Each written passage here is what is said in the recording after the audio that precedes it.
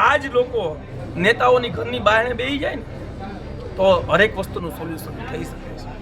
આ જ લોકો સાંસદના ઘરે બે, આ જ લોકો ધારાસભ્યના ઘરે બે, આ જ લોકો જિલ્લા પંચાયત અને તાલુકા પંચાયતના ચૂંટાયેલા પક્ષના સમર્થકોને ત્યાં બેસે તો 110% રિઝલ્ટ મળે એમ છે.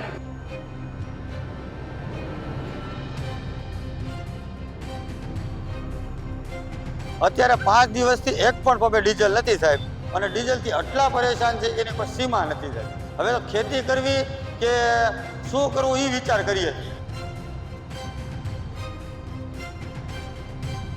જનતા હેરાન પરેશાન થઈ રહી છે. આજે માળિયાહાટીના તાલુકાના એટલા પંપોમાંથી માત્ર એક પંપે ખાલી 8000 લીટર ડીઝલ આવ્યું છે.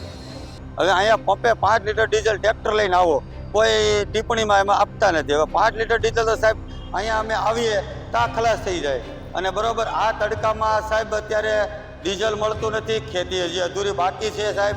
અને 5 લીટર ડીઝલમાં 3 થી 3.5 કલાક જ જેસે ટ્રેક્ટર ચાલે છે સાહેબ. અને હું જનતાને ત્યાં સુધીના મેસેજ આપવા માંગુ છું કે હંમેશા માટે કોઈ પક્ષ કે વિરોધ પક્ષ ક્યાં સુધી તમારો અવાજ ઉઠાવશે. તમારી સમસ્યામાં તમારે હંમેશા માટે લાઇનમાં જ ઊભું છે કે આવનારા સમયમાં આપણો અવાજ અને આપણી માંગણી લોકોએ ખુદ રજૂ કરવી પડશે. બીજેપીના કોઈ પણ એક નેતા આ લાઇનમાં નથી. એમને ડીઝલ અને પેટ્રોલ ક્યાંથી મળી જાય છે ત્યારે જનતાને કેમ આ ખૂબ મોટો પ્રશ્ન છે.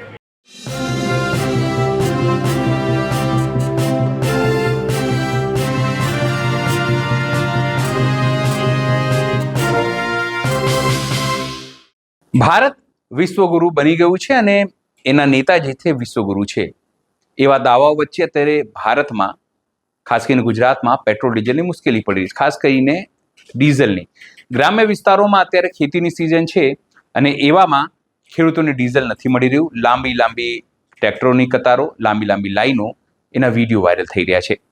ત્યારે વાત સૌરાષ્ટ્રની કરીએ તો સૌરાષ્ટ્રમાં આમ આદમી પાર્ટીના નેતા પિયુષ પટેલ છે. તેમણે પણ આવા જ એક પેટ્રોલ પંપની મુલાકાત લીધી અને ત્યાં ખેડૂતોની લાંબી લાંબી લાઈનો દેખાઈ. ચાપકા માર્યા એમણે સરકાર ઉપર કહ્યું કે જ્યારે સરકારની એટલે કે વડાપ્રધાન નરેન્દ્ર મોદીની સભા હોય ત્યારે પેટ્રોલ ડીઝલની ચિંતા નથી. 2000થી વધુ એસટી કામે લગાડવામાં આવી છે, પણ ડીઝલ આપવાની વાત થઈ ત્યારે ખેડૂતોને રાત્રે પણ ઉજાગરા કરીને લાઈનમાં ઉભા રહેવું પડે છે. નમસ્કાર, હું છું ચિંતામણી પુતેન પટેલ. સ્વાગત છે આપનો અમારા કાર્યક્રમમાં.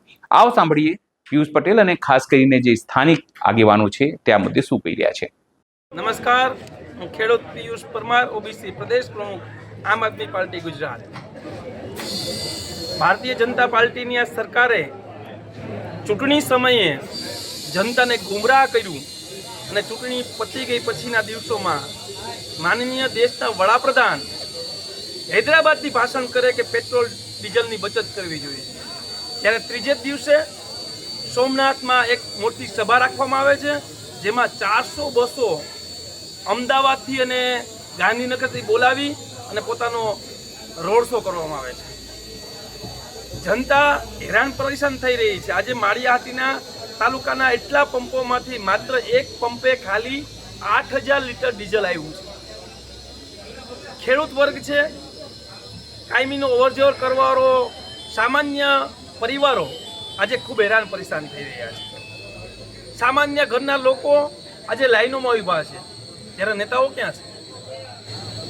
જે મતરૂપી ચૂંટાઈ ગયેલા આગેવાનો અને સત્તામાં બેઠેલા નેતાઓને મારી વિનંતી અને ટકોર પણ છે.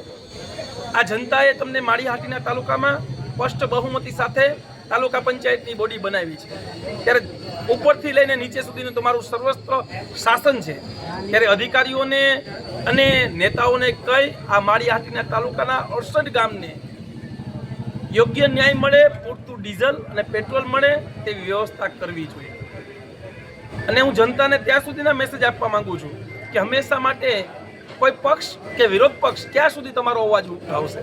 તમારી સમસ્યામાં તમારે હંમેશા માટે લાઇનમાં જ ઊભું છે કે આવનારા સમયમાં આપણો અવાજ અને આપણી માંગણી લોકોએ ખુદ રજૂ કરવી પડશે. આજે આ હજારોની સંખ્યામાં લોકો અહીંયા ઊભા છે, એની મારી એક જ ટકોર છે કે અહીંયા 8000 લીટર ડીઝલ છે, એમાંથી 6000 લીટર દેવાઈ ગયું છે, માત્ર 2000 લીટર ડીઝલ છે. આ જ લોકો નેતાઓની ઘરની બહારને બેસી જાય ને તો હરેક વસ્તુનું સોલ્યુશન થઈ શકે છે.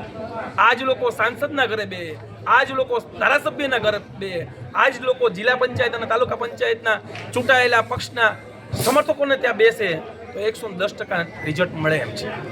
અને બીજા નંબરમાં મેં અત્યાર સુધીમાં નોંધ કર્યું છે ત્યાં બીજેપીના કોઈ પણ એક નેતા આ લાઈનમાં નથી. એમને ડીઝલ અને પેટ્રોલ ક્યાંથી મળી જાય છે ત્યારે જનતાને કેમ નહીં? આ ખૂબ મોટો પ્રશ્ન છે. જય હિન્દ, જય ભારત. પાસે એવું કહે છે કે 8,000 લીટર આવ્યું હતું અને 3400 એની પાસે હજી દેવાનું છે. હજી એની પાસે 6.5 તો પડ્યું છે. પણ એ કહે કે હવે કે અત્યારે કે હવે પૂરું થઈ ગયું, કેમ કે એની પાસે વાં એની ઓફિસની આગળ ને ગેલબા છે, તમારે જોવાય તો જોઈ લો. પુષ્કળ ગેલબા આવી ગયા અને બધા એની સંબંધ એના જ છે. મારું નામ ભાવેશભાઈ બગડા છે અને હું સાવરકુંડલાનો ખેડૂત છું. અત્યારે સાહેબ અહીંયા 5 લીટર ડીઝલ આપે છે. 5 લીટર એટલે ટ્રેક્ટરમાં તમે હળ દાંતી કે રાપ કોઈ પણ જોડો એટલે કલાક કે 4 થી 5 લીટર ડીઝલ તો કલાકે જોઈએ છે. હવે અહીંયા પંપે 5 લીટર ડીઝલ ટ્રેક્ટર લઈને આવો, કોઈ ટિપ્પણીમાં એમાં આપતા નથી. હવે 5 લીટર ડીઝલ તો સાહેબ અહીંયા અમે આવીએ ત્યાં ખલાસ થઈ જાય. અને બરોબર આ તડકામાં સાહેબ અત્યારે ડીઝલ મળતું નથી, ખેતી હજી અધૂરી બાકી છે સાહેબ. અને 5 લીટર ડીઝલમાં 3 થી 3.5 કલાક જ જેસી ટ્રેક્ટર ચાલે છે સાહેબ. એક વીઘો હળની ખેતી કરો એટલે વીઘામાં 1 કલાકમાં 4 લીટર ડીઝલ જોઈએ અને 1 વીઘો ખેતી ખેડાય અને 4.5 લીટર ડીઝલમાં રાપ ચાલે. અને રોટાવેટરમાં વીઘે 1 કલાકમાં 1 વીઘો રોટાવેટર ઉપાડે અને એમાં ડીઝલ 6 લીટર જોઈએ 1 કલાકમાં. હવે 5 લીટર તો અહીંયા ડીઝલ આપે છે રોટાવેટર. અત્યારે 5 દિવસથી એક પણ પંપે ડીઝલ નથી સાહેબ. અને ડીઝલથી આટલા પરેશાન છે એની કોઈ સીમા નથી સાહેબ. હવે તો ખેતી કરવી કે શું કરવું એ વિચાર કરીએ છીએ. જે રીતે ખેડૂત અત્યારે હેરાન થઈ રહ્યા છે તેને લઈને આપ શું વિચારો છો? જરૂરથી અમારા કોમેન્ટ બોક્સમાં કોમેન્ટ કરો. જે સિવાય મારી યુટ્યુબ ચેનલ લાઈક કરો, સબસ્ક્રાઇબ કરો, બેલ આઇકન દબાવો. સાથે અમારી વેબસાઇટ છે www.gujaratvoice.in. ત્યાં પણ જઈને તમે અપડેટ થઈ શકો છો. સાથે અમારી ઇન્સ્ટા અને ફેસબુકના પેજ પણ ફોલો કરી શકો છો. અત્યાર માટે બસ આટલું જ. નમસ્કાર.